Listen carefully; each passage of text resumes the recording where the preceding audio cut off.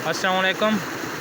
अल्हम्दुलिल्लाह आज हम वापस बालाकोट वाले रास्ते पे हैं। ये एक बालाकोट की आबशार है। ये सारे मेरे चीते, मेरी टीम के मेंबर इस आबशार में पानी से मुंह धो रहे हैं। ठंडा पानी है, थोड़ा फ्रेश हो रहे हैं। अभी इंशाल्लाह नेक्स्ट हम बालाकोट पहुंचने वाले हैं, फिर मानसेरा, फिर एबटाबाद, फिर हरीपुर। होपफुली 6 बजे तक हम अल्लाह के फजल से हरीपुर पहुंच जाएंगे। ये आप देख सकते हैं आबशार है एक।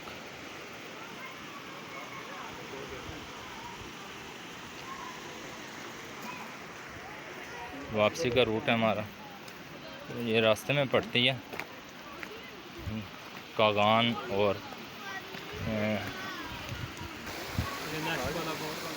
कागान और बालाकोट के दरमियान ये आबशार आती है। लोग यहाँ पर स्टे करते हैं, नारायण कागान जाने वाले थोड़ा वो फ्रेश होते हैं और उसके बाद नेक्स्ट वो आगे अपना सफ़र कंटिन्यू करते हैं।